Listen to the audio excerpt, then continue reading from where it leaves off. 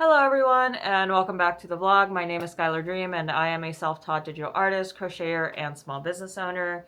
It is the beginning of a new week and I'll be honest, returning to work after a holiday is a bit of a struggle for me. Not only do I kind of have like that thought of I just want to go back on vacation, I want to go back to my time off, I want to go back to my weekend, I want to go back to when I could just take things at a more leisurely pace. I want to go back to just being able to sleep in and just take breaks as I need them.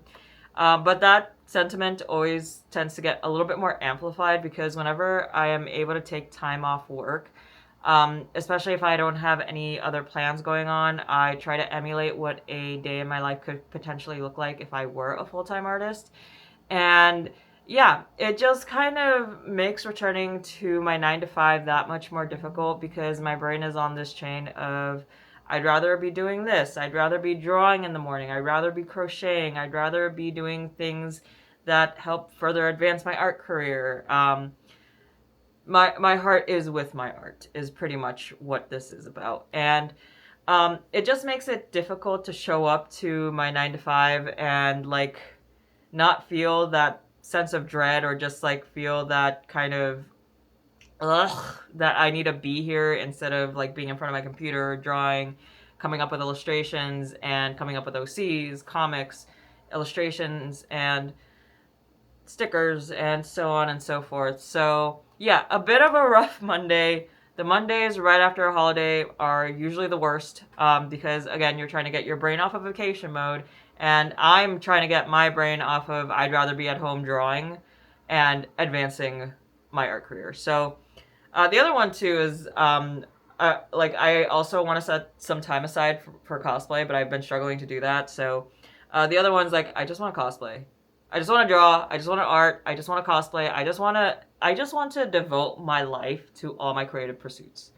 But unfortunately, we are not at that point yet, and that's the reason I put in what I can whenever I can for my small business. And part of the reason why when I return from work, I pretty much just try to draw or try to crochet or I need to work on my advertisement skills. So, that still is a work in progress and something that I still need to work on.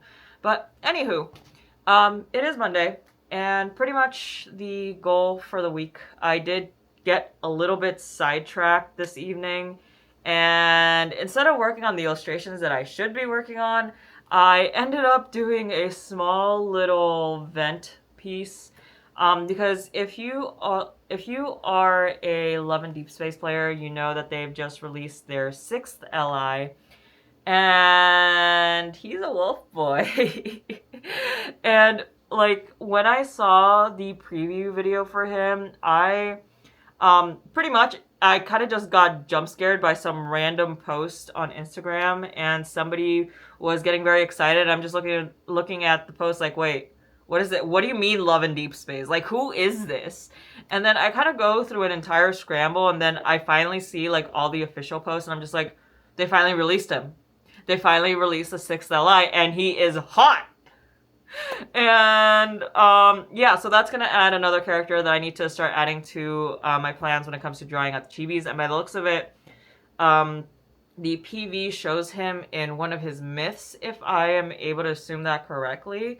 So I may set a slot aside for him and get him drawn in with the rest of the boys.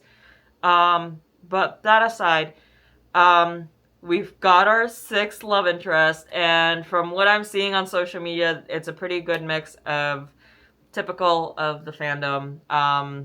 People who are just,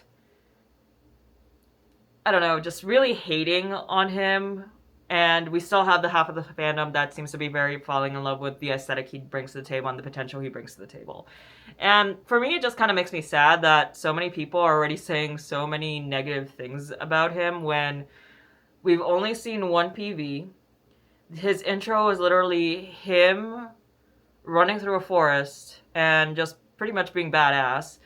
And then, yeah, that's all we really have of him as a character. So it's not really a lot to go off of to really begin judging him and his role in the story. Personally, aesthetically, he is pleasing. I like where this is going. And I'm sorry to Raph and Kayla, but that's gonna move my rankings around a little bit because um there was a post somebody made and it made me realize like there's no escaping the monster fucker allegations anytime soon because Silas is a dragon. My second best boy at the moment is Raph, so I do love the mermaid. And now we have Wolf Boy. Not escaping those allegations anytime soon, as if my Hear Me Out is gonna save me anytime soon. But anyway, so I did take a bit of a detour this evening, and I did draw a little bit of event piece instead of working on either of the instead of working on my femboys. So, although I will say I did shock with myself with how quickly I was able to get this out and get it very close to my art style and relatively neat. So I will say that it was a good practice for me for like pretty much just being able to just sit down one sitting, get something really quick done, and look pretty close to complete. This isn't rendered because rendering is a whole nother beast that would take me so much longer. But I am happy with the end result for the amount of time that I took on it because I pretty much took around almost 2 hours to draw this out, and I'm calling it a doodle. But yeah, a little bit of event piece kind of sidetracked me from what I should have been doing this evening, but that is okay. I was still drawing, and this is something that's still going to go up on my social media, so it's fine. Everything is fine. But yeah. Trying to remember what else. We did get a little bit more progress done on the femboy last night, and I think I pretty much said that I'm pretty much satisfied with where he's at. However, I was looking at the rough sketch in my sketchbook this afternoon, and I realized that the angles are a little bit different from when I first drew the sketch in my sketchbook, like that very itty bitty like character, versus how he ended up coming out in the larger canvas. And I think like in my sketchbook, he's a little bit more forward facing rather than in this one, he's like more sideways. So I don't know if I'm going to play around with that a little bit more and kind of touch him up a little bit more because he's still in a position where I can make those fixes relatively easy with a bit some frustration. I don't want to say relatively easy because it will take me time to get everything like back into a orientation that makes sense. But yeah, so far Monday evening was just the train getting derailed because I'm excited for the 6LI, and it does make me a little bit sad that it seems like a lot of people are just casting so much hate on a character that we don't even know anything about yet. And aesthetically, again, I find him pleasing. And his arms, his arms. Yeah, yeah, it does make me sad that there seems to be a lot of vitriol around him when we really don't know anything about him yet. Although I have seen some pretty valid criticisms when it comes from a storytelling perspective that it seems like he's coming out of left field. But I also feel like depending on how Info decides to kind of fold him into the story, it could potentially work. Again, it's one of those situations that I see some valid concerns, but I also, lads being lads, there is some just flat out vitriol. But while there are some valid concerns, I'm just waiting to see how they choose to roll it into the story because when literally all we have is just a quick, like, is it even a minute long? Like, when we have only a minute PV, he doesn't speak, he doesn't talk. All it is just aesthetically showing off the character. It really is not a lot to go off on. And for me personally, like, this is just the introduction. There's still room to fit him into the story, and I want to see how Info decides to manage it, because so far, when it comes to storytelling, Info has done a pretty good job, in my opinion. But yeah. So that's pretty much my spiel for a Monday evening. I am actually filming this kind of late, so I do need to go get ready for bed. But yeah, that is my little tangent for the evening.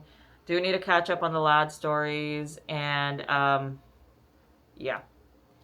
I'm just really hoping that, I don't know, it's kind of too much to ask for in the lads fandom, but like, just let people enjoy this new character. Like, so far, personally, I think he looks good. Really will bring in something more interesting, and again, the purpose of a new ally is to fit a certain niche or a very specific interest, or a very... So the point of bringing in a new ally is to pretty much just fit a very specific preference. So excited for the new ally, and hope that it does bring in a new set of fans, or satisfies something somebody has been missing from the series. Because again, I like Valko, and I'm excited for him to join the cast. And however, that comes with the downfall of my wallet. So that part is unfortunate, but yeah, I just wish people would give him a chance, especially since he has just been announced. We don't know anything about him, and the most we have for him is just aesthetic shots. But yeah, so I'm gonna get off of my lad's soapbox, and I will be setting aside time to catch up on the main story, because I think I really need to catch up on the main story. But yeah, aside from that, I'll show you guys the little vent piece, but don't really have much else. This is what I was working on this evening, and again, was pretty impressed with myself with how quickly I was able to push her out. Given that it's not a full body piece, but for Sky to actually look like Sky in the amount of time I gave myself to actually do this, I have to say, this was a little bit more on the rush side. I have to say that she did come out pretty good. She looks a lot paler on the viewfinder, but yeah, the little vent piece of me holding... I don't know what... I want to say Arco so bad. And that's a gasoline station. Anyway, but yeah, me protectively holding little Alco, because he does not deserve the hate he's getting, because, like, we literally, just give him a chance, guys. He has not even had a chance to share his story yet. We just got aesthetic shots. Just give him a chance. Give him a chance. He could become your new favorite.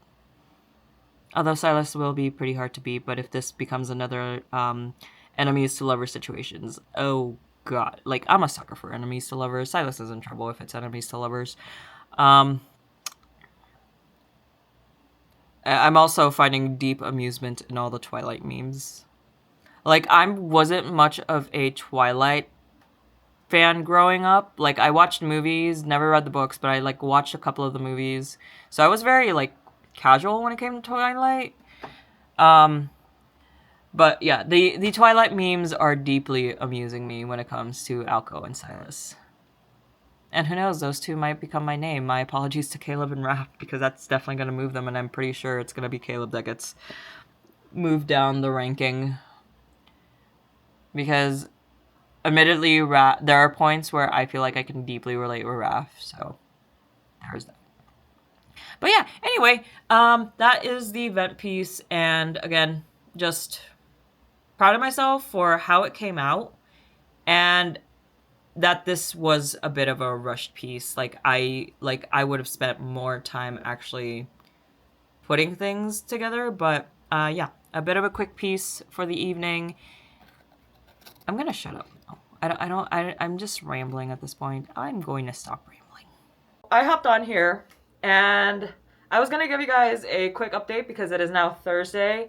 And I was gonna start this off completely different, but we are completely changing course because I just watched the Valko PV, and he's hot! He's so fucking hot! And his voice, oh my god, his voice! Oh my god! Like, in full, take my money. I don't care anymore, just take my money. I need this man.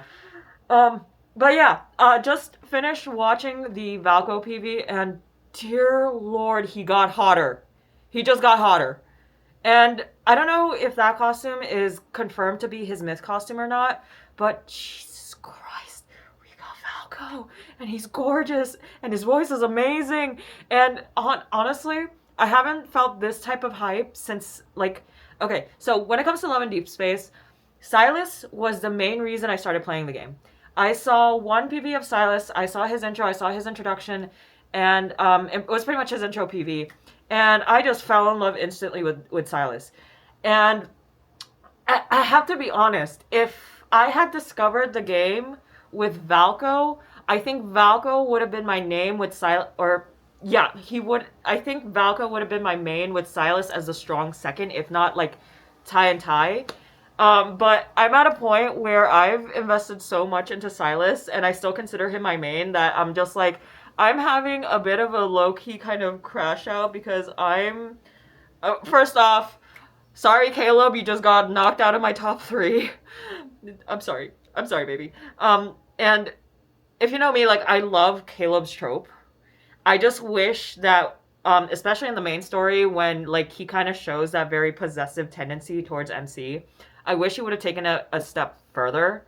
And honestly, I think the hype around Caleb and people painting him out much worse than he actually is kind of killed it for me, because I was expecting more from him in terms of a darker storyline.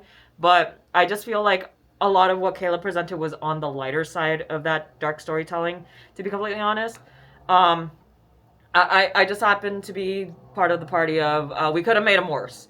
But anyway, I'm sorry to Caleb. Like so like when I say this, I do have like a character ranking list of my preference for each of the characters. And I love all the allies. I appreciate all of them. They all bring different things to the table. And to be completely honest, um, in a realistic setting, Silas is my fave boy, but realistically, if I ever were to marry like any of these boys in real life, I think Caleb would actually be the most realistic for me. Like knowing the kind of men that I tend to get attracted to IRL. Um, and then maybe Zane. Maybe Zane. Zane has a certain sense of dry humor, but he has like a very sweet, loving soft spot that I think once you discover it, like you'll find it very endearing. And I think it's just like once you get past like the dry humor, sarcasm side of him, I think there's like a lot to appreciate behind that. And like I think Zane would probably be the second, maybe followed by Valko, but we need I feel like I need a little bit more on Valko to kind of determine that tier list again. But realistically speaking, Caleb, I would marry IRL. But in terms of the lads boys in general, before Valko, it was Silas. What was that pronunciation? It was Silas, Raphael, Caleb, Xavier, Zane, in terms of like the characters within the game. With Valko entering the picture, he's sitting at a strong second. I'm sorry to Raphael as well, because he just kind of got knocked further down the tier list. And part of the reason Raphael is at second is primarily like there are points to his character. Like I like that he has like he comes off as very bubbly, very happy, and he has like a certain more upbeat energy to him, even though it comes off like a little bit more on the sarcastic side more often than not. And he Raphael is like a very playful character, and in a sense, like that playfulness hides something a little bit darker, which I really relate to a lot in some cases, because I'm the kind of person that at first glance people find me a lot more innocent and upbeat than like, and then things start exiting my mouth, and then people realize like, where did that come from? And I'm just like, yeah. So if you're familiar with me, I do like darker. I do enjoy darker media. I do enjoy darker topics. I enjoy when it comes to fiction, I enjoy dark fiction. So a lot of people don't really expect that from me, especially with how I present myself IRL. But yeah, Raphael pretty much has second because I tend to relate with him a lot. Like he gives off this very specific energy, and it's very intentional. But like underneath that, there's something that's a little bit more dubious, a little bit more. I don't want to say sinister because it's a little. He's playful, but there's also that mischief on the inside. So that's part of the reason why Raphael kind of falls in a close second for me, is that he has that duality to him. Silas, I just love Silas. Aesthetically, Silas is just pleasing to me, and he is pretty much one of like dark romance boyfriends that I would like throw myself at. So, Silas, Raphael, Caleb came in third place primarily because of like I expected his story to be a little bit more on the darker side. I do enjoy his tropes and I enjoy what he brings to the table, and genuinely like his character is something that I would naturally be drawn to, specifically IRL. Um, and I love Caleb. I love Caleb, but I'm sorry, sweetheart, you're moving down the tier list, and consequently everybody else shifts down. So yeah, I would say Valko is a solid second for me, and I like genuinely he's up here with Silas. He is up here with Silas. Like to be completely honest, when I put Raphael at second, like Silas was my solid main. Like I would do anything for his cards. Raphael, I still pull for him, but like his cards are easier for me to say like, yeah, I'll skip this one. Silas, I try to pull for all of his cards if I'm able to. If there's like one specific one that I really, really want, I will spend money for it. Again, Catch 22 taught me a very valuable lesson in not going overboard when it comes to gacha. Because dear Lord, I still think about that credit card statement. But anyway, I'm afraid that Valko is kind of gonna be taking up that same place as Silas, where I want to get as many of his cards as possible. Like based off of the PV trailer alone, and I really love that PV. I love his voice actor, and I'm just like, did not disappoint. Did not disappoint. And oh my gosh, I love our little baby wolf. And like, again, if I had joined the game with Valko's release, he would have been my main with Silas at the close second. But I can't let go of Silas that easily. Like I still love his aesthetic. I love the N109 zone and the story that brings into the table. And like, especially when you bring in the N109 zone versus Skyhaven. Like I love that kind of comparison when you put Silas and Caleb side by side and kind of compare them as characters. And I just love the duality those two bring to the table. But that's a different story. That's a different topic for a different day. There's a lot of things I could go on about Silas and Caleb specifically because I just love their story. And what I've been seeing a lot of is that people saying that he's supposed to be kind of like a quote unquote rival or like some sort of opposite to Raphael. And I'm very interested to see how that duality plays out because one of the things I really love playing with Silas and Caleb is just really comparing them as characters, especially as one who's a known criminal, one who is just pretty much part of a corrupt military. And then you have that contrast between the N109 zone and Skyhaven. So, like, I've always loved comparing the two because they just felt like they just felt like there's a lot to draw on those two comparisons. And I feel like if we're going to be introducing Valko as kind of like an opposite to Raphael, I'm very excited to see what kind of differences they both bring to the table. And I just love making those comparisons, especially now that Silas is my main. Raphael got demoted, unfortunately, because of Valko. But I would say prior to Valko, Silas was my solid main. Like, especially when it comes to buying merch, paying for the game, collecting cards in the game. Silas was the one I was always gunning for. Like, I always had to have Silas at the very least. Raphael was always more of like an optional. If I really appreciate or I really like the card, I would go for Raphael. But now with Valko, like Valko, I can say is a very solid second main. Like right now, based off of his PV alone and what we've gotten so far off of the PV, I have a good feeling that Valko might cement himself as my second main, like for sure second main. Because Raphael, I was always like, okay, yeah, I like Raphael, but I didn't feel the need to get all of his cards. I did find the ones that I do like and I wanted them. Kind of similar to Caleb, like there were cards that I really liked for him, but I wouldn't have put them on the same priority as Silas's cards. Like Silas's cards were number one priority. Now I fear that Valko's cards are going to be on the same level of priority as Silas. But yeah, 10 minutes of me rambling about Silas and Valko. This is supposed to be an art vlog.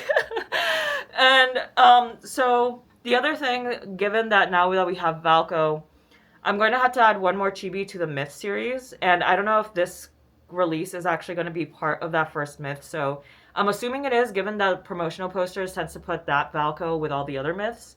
So if anything, I'm going to try to roll him into that set of Myths. So I'm gonna have to find a way to fit Valko into my schedule now, because I did want to work on the second version of Myths as well. So I'm gonna have to fit Valko in there, and with the pole dancing AU, I'm going to have to start setting something up for Valko as well. So I am going to add Valko onto that AU. Thankfully, all the boys are still just in their like flat color stage. I haven't rendered any of them yet.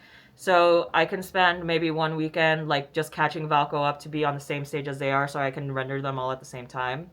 And then I'm also going to have to start working on the chibis. But for right now, the priority is still going to be the emotional support. The emotional support gay, twink. The emotional support twink, catboy, and femboy. So those are going to be the priorities for right now because I do want to make sure I have those sticker designs for something a little bit more generalized for, like, let's say, Fujoshi. I still need to work on them. Um, the past 2 nights I have streamed, so one of the things that I began to realize that I don't really vlog on stream nights because with prepping for the stream and just trying to settle in at home, mainly get my chores for the evening out of the way and then going to stream, I find that I don't really have the energy to vlog on Tuesdays and Wednesdays. So more than likely, whenever I do the vlog, it's gonna be Monday, Thursday. So it's gonna be like there's gonna be like an awkward little gap unless I find something that I feel very important that I must share with you. So yeah, I'm beginning to realize that about stream days. That's part of the reason why I don't vlog is that nothing really exciting happens aside from me trying to set up unless like something explodes in the meantime. But yeah, Tuesday and Wednesdays, I just find that post stream I just feel very tired, so I don't really feel the energy to pick up the camera and vlog like this.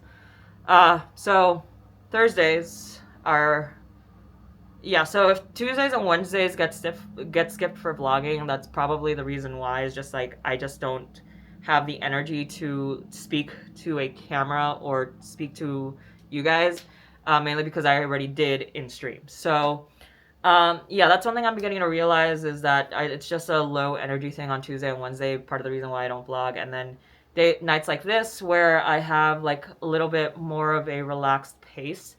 Right now it's 9:41, and I do want to get my 30 minutes of work time in, so I'm going to go ahead and hop into illustration. But I did want to give you guys some updates.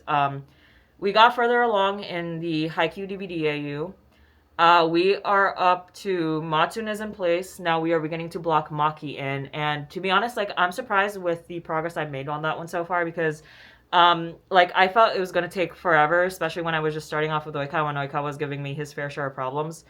Um, but Iuizumi came together pretty quickly. Matsune was a bit of a struggle, hoping Maki is gonna be a little kinder to me, and with everybody kind of sketched into place and starts making the piece feel a little bit more composed and like it's finally coming together. So I'm excited to see it because Maki's still a stick figure on the page, so I'm excited to finally see how he is going to fit into the piece. And it's really good to see Matsune in there, and like even with just Matsune there, like it's starting to bring everything together, and it's such a good feeling to see a piece of art just come together like that. And I'm excited for this one because the Seijo Boys are my favorite group within Haikyuu, and I love sticking them in whatever AU I possibly can. So yeah, that's update on the Haikyuu DVD AU. The other three haven't really had much notable progress. I do have the emotional support femboy up to a more detailed blue sketch, but there's still some adjustments that I need to make, especially when it comes to his jawline, because I do feel like his jawline is a little too long. So I do need to adjust that a little bit more. I feel like he's going to be coming together a little bit faster, especially compared to the Catboy, because he gave mom problems. But anyway, oh, and Usagi Madoki. So, also made amazing progress on Usagi Madoki last night. There are some adjustments that I want to make to his design in the future, but for a first-time iteration of his pattern, I think he came out pretty well. Some of the adjustments that I want to make is, one, it's going to be more of a technique thing. So if you look closely at him, you can see some of the, especially where I pick up the yarn, because I've been doing these little flyaway pickups that is typical of tapestry crochet. So I've been doing this, but one of the problems that I've noted is like depending on how I do the color switches and my tension and a whole bunch of different factors, is that sometimes you'll get like little peaks of the yarn that gets picked up in the process. And the other thing that I want to do is maybe give his mouth a little bit more more height. So give his mouth like one more row at the very least. And then I'm going to begin decreasing his rows. So the other thing is probably do a yarn change much sooner at the very last row of his face pattern. So for a first iteration, he's coming out pretty good. There are some adjustments that I still want to make to his final design. But for the most part, I think he's coming out great. Again, just a couple of technique issues I need to touch up on my end, especially since this is the first time I'm trying to do something like this. In terms of like, because typically, if you've seen the way I do my Chubzillas, I will reach the end of the row, cut off my yarn, and then tie it up in knots because I want to avoid stuff like this. Because I have tried it in the past and I realized like, yeah, you can still see kind of like that leftover yarn. Um, I don't know if I'm gonna revert back to my old ways, but I'll be honest, I really like how nice and clean and neat this is all inside because it's just so much easier to work with, to be completely honest. And yeah, so Usagi Madoki, he first iteration is almost done, and then we'll see how his pattern gets adjusted from there. Um, I did also want to get started on designing the base bodies for potentially doing like little doll amigurumis, so just like little anime dolls. And I still need to work out a design because I kind of want to do like a little kind of similar to the Nuis, where they kind of have like just little stumpy little legs, like they have nubs for arms and legs. I want to do that. I also want to do a few like that kind of emulate one of the art styles I used to draw in when I was a kid, where they have like much smaller bodies and then longer limbs. So I do want to play around with doll designs, but right now we're gonna keep it simple because because one of the things I do realize is September is gonna be slowly but quickly encroaching upon me, and I don't have as much time as I like to think I do. So I do have a lot of work ahead of me, and I need to again be realistic with myself and prioritize the things that I want to bring to this con in September. So Usagi Midoki being one of them, I'm gonna be making more dongos, which thankfully the dongos are a much quicker pattern for days that I'm just like I just want something quick and simple. I think I could bust out with dongos pretty quickly. Um, but aside from that, I do need to hunker down and get the illustrations that I want to bring with me into September done as soon as possible so I can order things within a timely manner. And I'm still debating whether or not I want to do Anime San Diego. Um, I still need to look into their application process, but I don't know if it's like because it's a first time con, if they'll be doing a jury or if they'll be kind of just allowing people to roll in. I'll have to look into that a little bit more because part of the reason why I did Fresno is because they did more of like apply and you kind of have the table, but they did a little bit of approval, but it wasn't by a jury. So most of the other conventions that I have been applying to have been juried. So right now, part of the goal is using Anime Fresno to help further build up my product options. And yeah, no sleep or rest for me. Even though I keep telling myself I need to slow down and actually get some rest. Bad habits die hard. Yeah, I'm definitely the kind of person that tends to keep themselves busy to very unhealthy degrees, admittedly. I need to work on it. But yeah, that is the update for Thursday evening. A lot of good stuff going on, and we got Valko! He's so hot. I love him. And honestly, like, I'm thinking about it and I'm kind of debating it a little bit more whether or not I should go to Anime Expo because it's been years since I've gone to Anime Expo. Because if you haven't heard the news, this year they are bringing over the cosplayers from China and they are doing like meet and greet, kind of like how they do Chinese events over there whenever they have like cosplayer events. And they're bringing that to Anime Expo, and I'm sitting here like, I haven't been to Anime Expo since 2019. And like, if they had held Anime Expo in 2020, that would have been my 10th year anniversary attending AX. And I haven't been back to AX since because I personally have some criticisms, but criticisms with how they tend to handle the convention. But I don't know if that's gotten better over the years because I have heard some things that it's like, oh yeah, they have gotten better at the crowd control part. But when it comes to Anime Expo, I tend to be very skeptical because of just how big that convention tends to get. So yeah, I do have my criticisms of Anime Expo, but Anime Expo is also was the con I grew up with. So and not to mention if the lads cosplayers are gonna be there, like I kind of low key am very, not low key, I'm very high key tempted to claim a space, and if it's between Silas and Valko, I'm going to have an internal panic because on one hand, Valko's cosplayer is going to be brand new if they do bring Valko to the event. But Silas has been my long-term main for practically...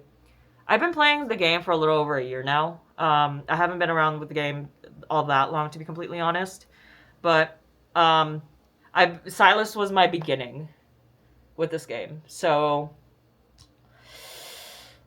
I'm a financially responsible adult, but I really doubt I'll go to Anime Expo, to be completely honest. It's just, I don't know. Like, I'm debating it. I'm really debating it because I would love to do that meet and greet, but at the same time, it's tempting. It is so tempting. It's so tempting. But yeah, that is your Thursday update before I begin rambling onto random topics. So I'm going to go ahead, put my head down, and get to work before I need to go get ready for bed, which is in 10 minutes. So we'll see what little work I can get done, and yeah, I'll see you guys in a bit. Saturday update. So yesterday was a typical day for me. Go to work. After work, I did some groceries and came home pretty dead tired. So I didn't really have a lot to vlog yesterday, but I had plans to go to Fan Expo this weekend, or rather I was debating going to Fan Expo this weekend because Anaheim is a bit of a drive from where I live, and I was kind of debating it and ultimately decided not to because Friday, the night before the convention, like I said, I came home from groceries, did my usual cleanup, and went to lie down for a little while, eventually got out of bed and decided let's do at least a little bit of progress on the femboy. And Jesus Christ. Okay, so I decided last night to get a little bit more progress done on the femboy, but me being me, the zoomies struck at roughly around 10 o'clock. So I ended up pacing my apartment, telling myself I needed to work on the femboy. But I just could not get my butt to sit in a chair and just stay there. So I spent quite a bit of time pacing my apartment. Eventually, roughly at around 11, I finally sat myself down and got started on the red sketch for the femboy. It's getting to where I want it to be. There's still some adjustments I need to make to the face because I still feel like there's something a little off with his face. Not to mention hairstyle is another thing I was playing around with. So instead of having the little two pigtails, because I decided I didn't really want to go in that direction, I ended up changing up his hairstyle a little bit to go with a short bob. And so for the twink, his hair is very textured, curly, and well, more on the wavy side and just very fluffy. I wanted to do something very similar to like how some of those anime girls have like that very poofy bob. Like maybe poofy is not the right word, but a little bit more of a volumed bob. So I'm still playing around with hairstyles as well, but I did eventually get him to a point that we got to the red sketch. So I'm going to be doing the sketch again just to kind of help cement some of his features down because like I said, there's still some things off with his face for me. Like I feel like his jaw is too long, his cheekbones aren't really jutting out, and the jaw to the ear feels a little too long. So there's definitely something going on with his facial structure that I need to fix. I just don't know what it is exactly. But still need to do some work to fine-tune him before we move over to the line sketches. And by that point in time, it was already like 12 o'clock. So yeah.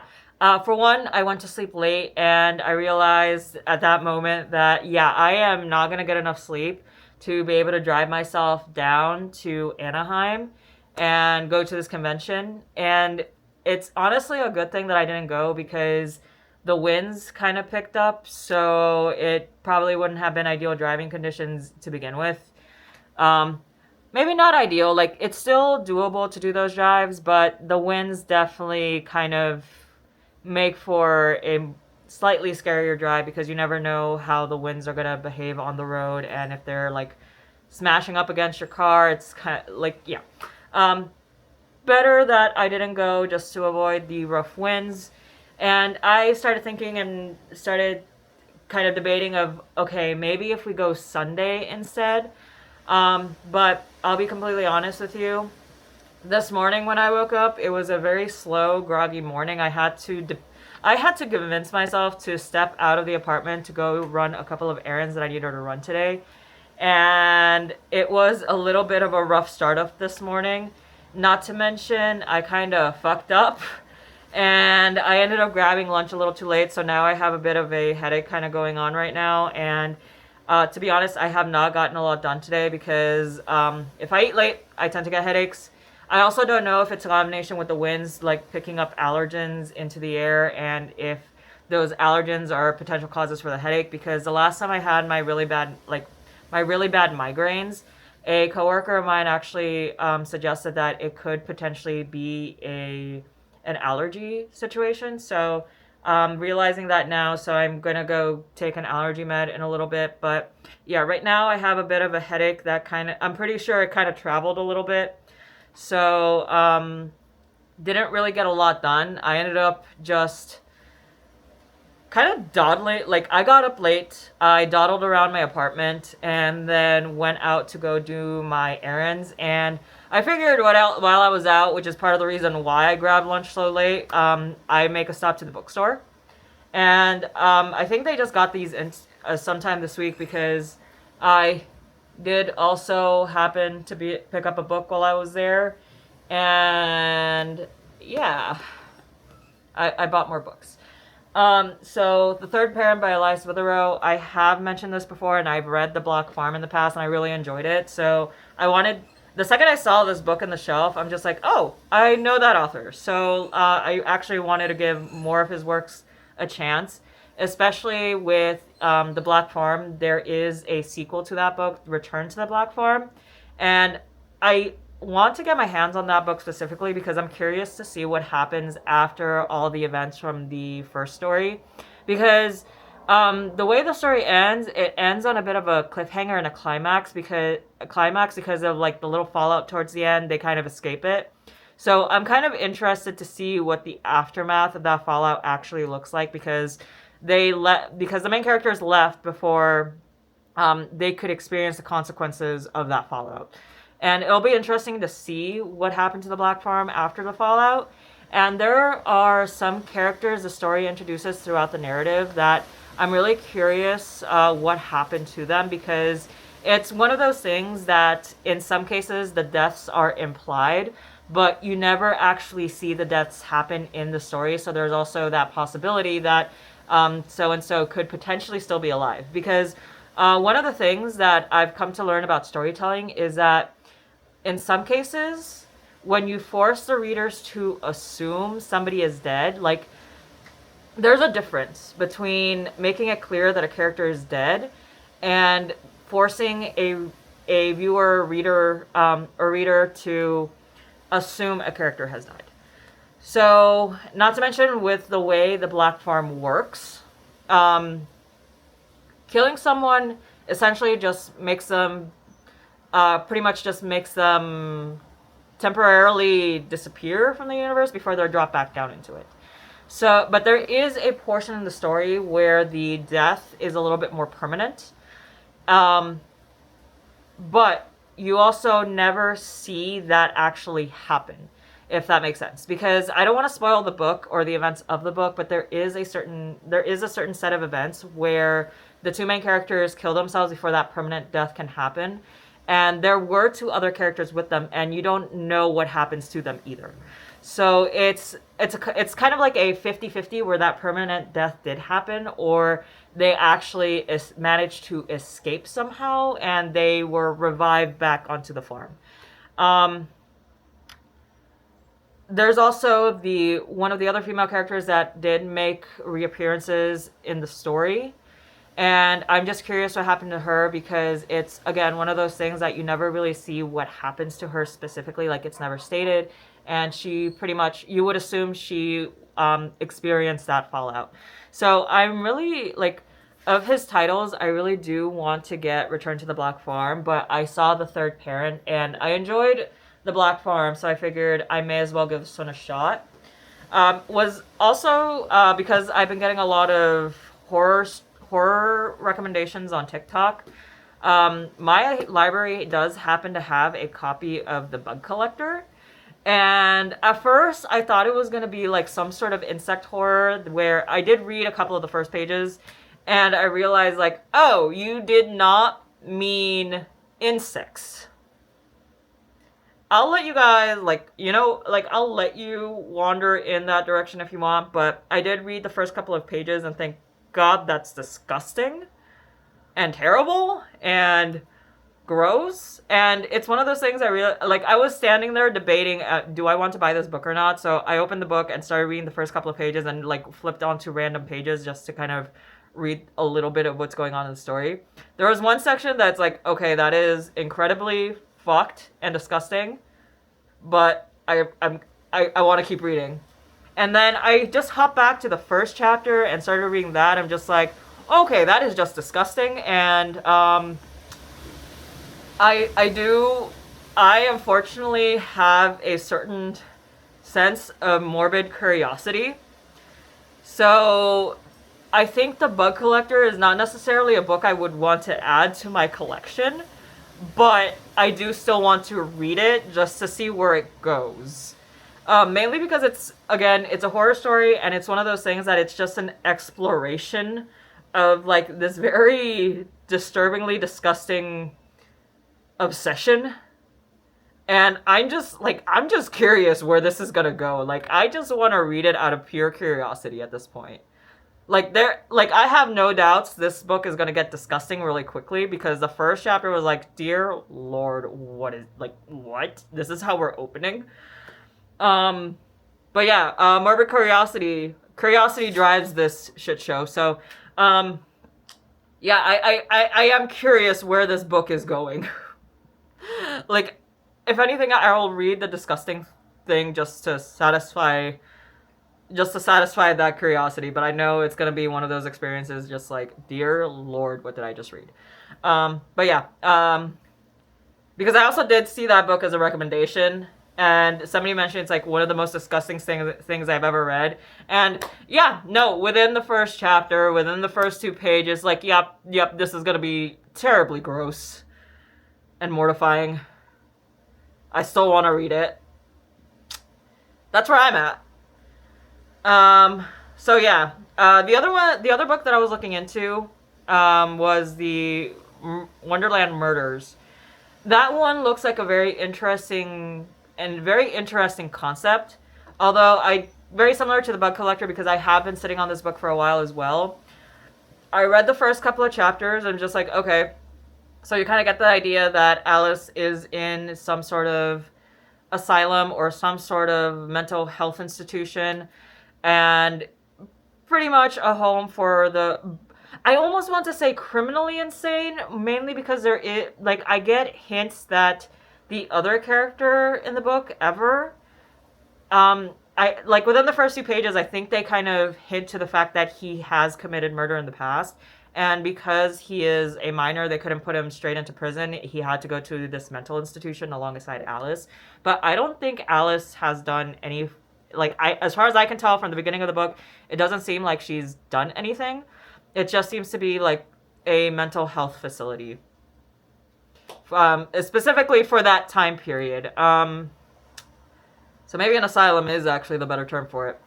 But it's got interesting concepts. It's just the writing hasn't really quite hooked me just yet. So definitely one of those books that I would want to read in a digital format first before buying it.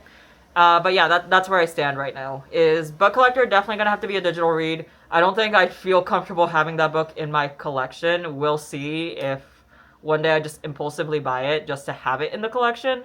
But definitely one book that I guess I'm willing to read it for some reason that I'm going to regret later.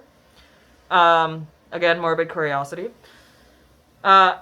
The Wonderland Murders, that one I do want to give a shot. I do want to read some of it digitally first before deciding on whether or not to buy the book or not, because I do think it's a very interesting concept. I think it's an interesting concept.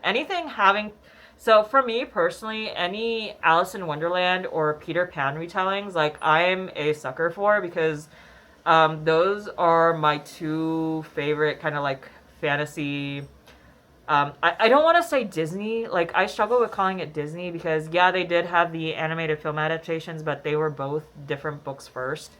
I still haven't read the original. Have I even read the original Alice in Wonderland? Because I've read excerpts of the original Alice in Wonderland. I haven't read the original Peter Pan, and I do enjoy like the darker sides of fiction, and any dark retellings like I will eat up. Like one of my favorite games when I was a teenager was American McGee's Alice and Alice Madness Returns. So there is that. But yeah, like any dark retellings or just any retellings in general, they'll catch my attention. Uh, the other one that did catch Pandora Hearts is still a series that I need to finish. I just watched it halfway, and Alice in the Country of Hearts was a fun romance one. But yeah, yeah. So that is my literary tangent. That I don't know where we were going with that, but yeah. Part of the reason why I ended up neglecting myself and ended up grabbing lunch too late was because I was just wandering around in the bookstore and petting the bookstore cat. Got home, cooked food, went to go take a nap. Time for dinner, so I had something very light for dinner. And then pretty much dailies, zoomies, and now I'm trying to get myself to sit down and actually do work in the last hour or so at the end of the night.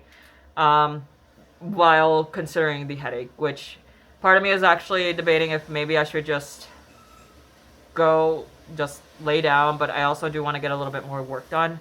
But yeah, we'll see if those allergy meds actually help with the headache or not, but that is the Saturday update, a little bit long-winded, and we had our little bit of our tangent, so I really need to get to reading. Like, genuinely, I need to finish reading so many books. Like, I still need to finish Omega Zero.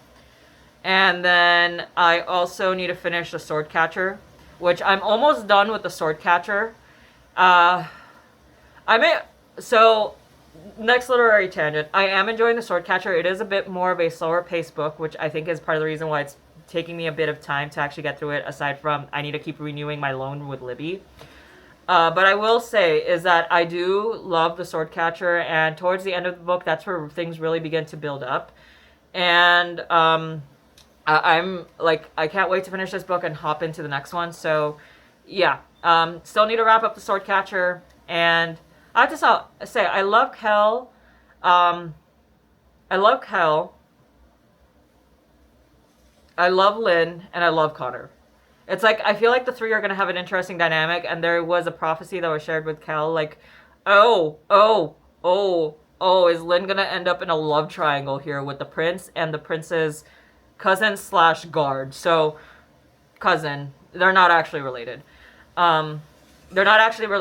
He's just supposed to be a guard that looks very much like his prince. But I digress. Swordcatcher has been pretty good so far. A bit of a slow build-up. And slowly gonna finish that one very soon. So hopefully this is the last time I need to renew the loan for that book. And I actually finish it this time. Because it is getting pretty good towards the end. So, yeah. That is the Saturday up. I forgot to mention, this is actually business related. But I did put in an application today for the Super Yaoi Mart, and wish me luck. I applied for a 3-foot table. The only thing is, I kind of think part of the issue why I didn't get accepted to FujoCon is partially because I don't really have a lot of Yaoi BL stuff within my portfolio and within my product listings. So I think that's going to be an issue. I do have like a few things here and there, but it's not a considerable amount, I guess. So yeah, I did submit a application for the Yaoi Mart, and I'm realizing that, okay, if I want to do like Fujoshi type events, I'm gonna need to put more BL, which is surprising to me that I don't have more, considering that I am huge when it comes to BL. I love Yaoi. I grew up on Yaoi.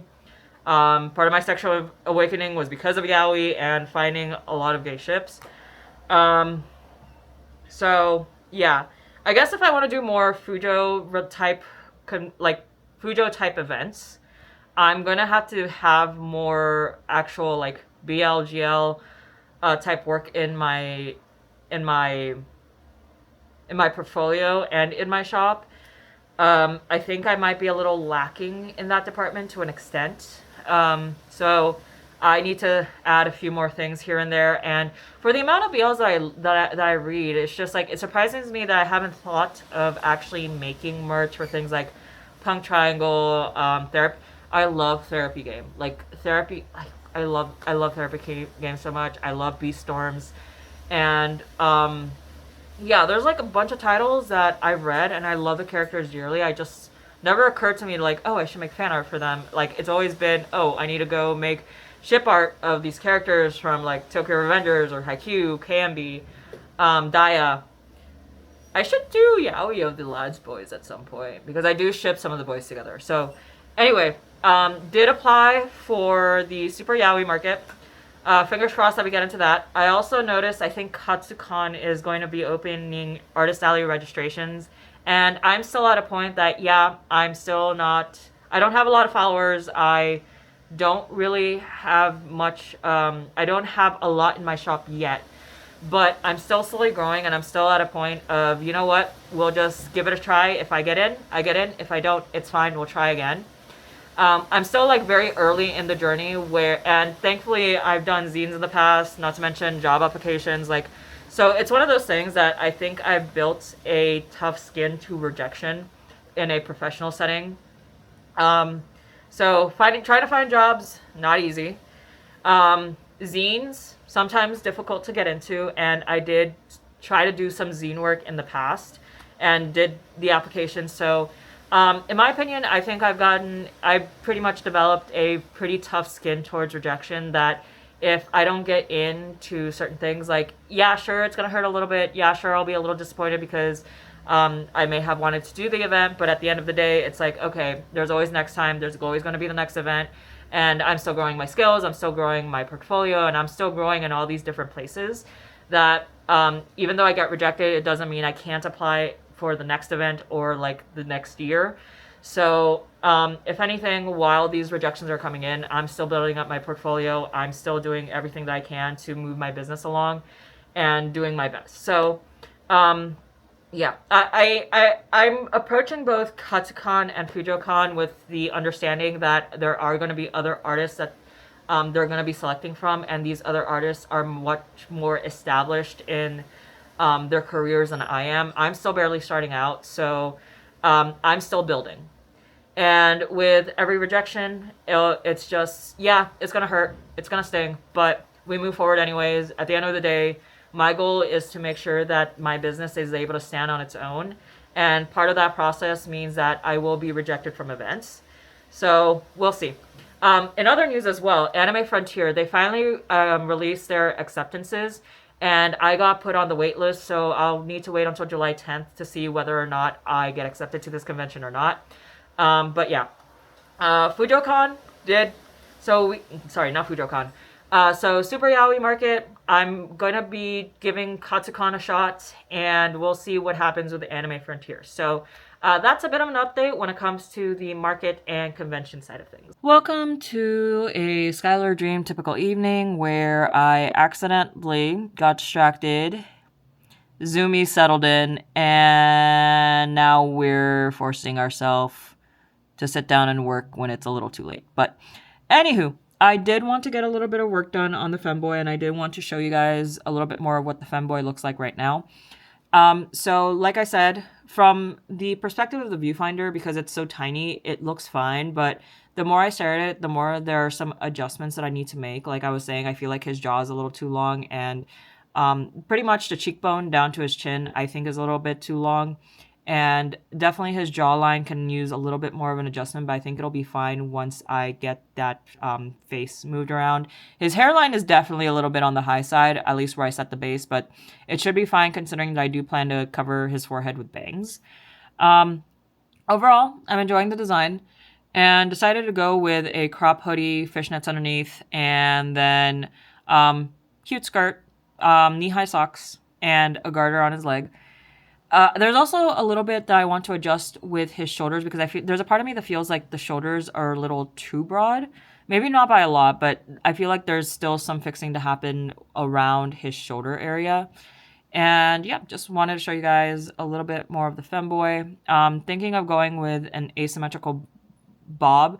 And with his current bangs, I'm thinking to give him straight hair over textured hair, but we'll see how that works.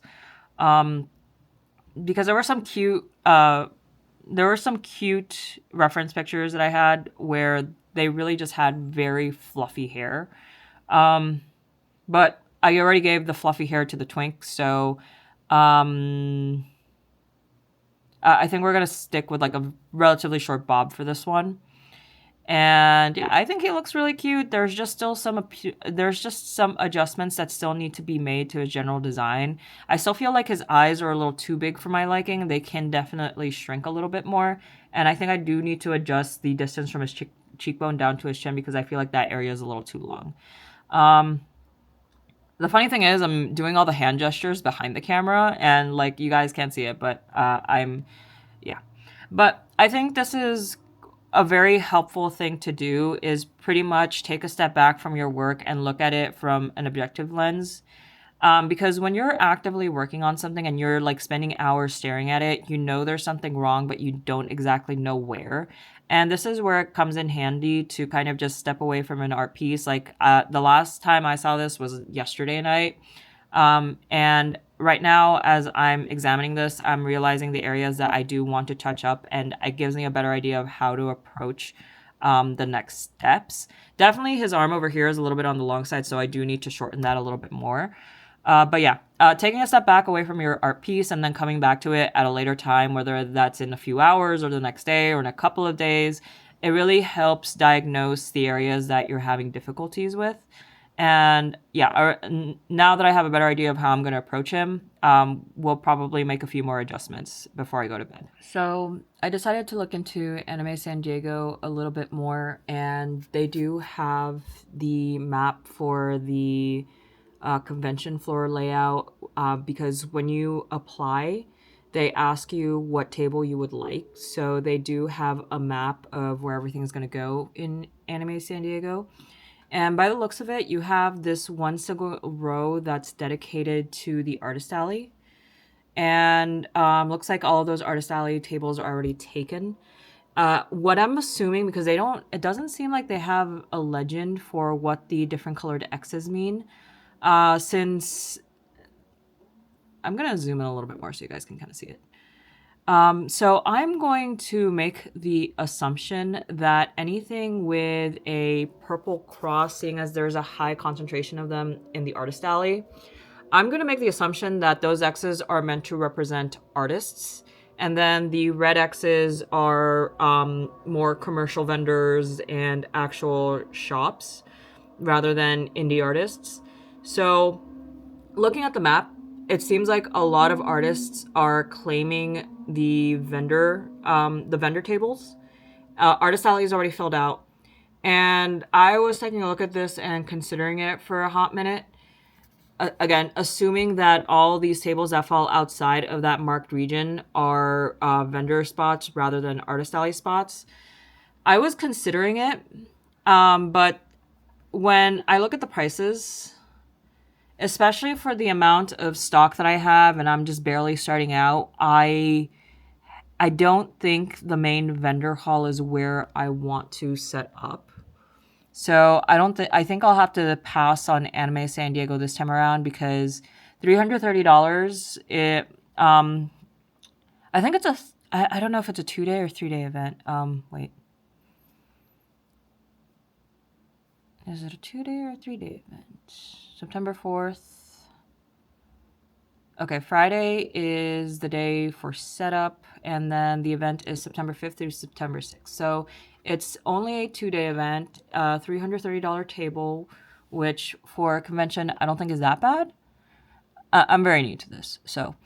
But aside from that, $330 for a convention that's going to be held in the San Diego Convention Center, like I don't think that's bad.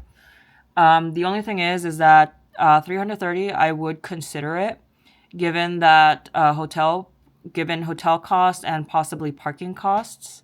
However, if all the artist alley tables are already taken, I don't think I'm in a position to justify doing a vendor hall. I would consider the vendor hall if I'm further along in this journey and I have a lot more stock to display. But where I'm at right now, I don't think I have enough to really fill out a whole table and not enough variety to really justify a vendor spot. Um, I don't know. I just don't think $670 is something reasonable for me at this time, given that I am just starting out and my offerings are still very limited.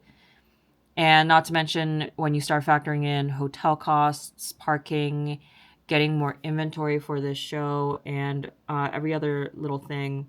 Not to mention, like I mentioned before, Anime Fresno is roughly 2 weeks after this convention. So again, inventory is also going to end up becoming a concern. So I think it's safe to say Anime San Diego is going to be a safe pass this time around because $670 table for I consider myself a beginner.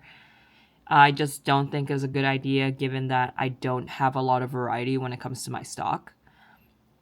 The only time I would consider the vendor hall is if I'm splitting with somebody else.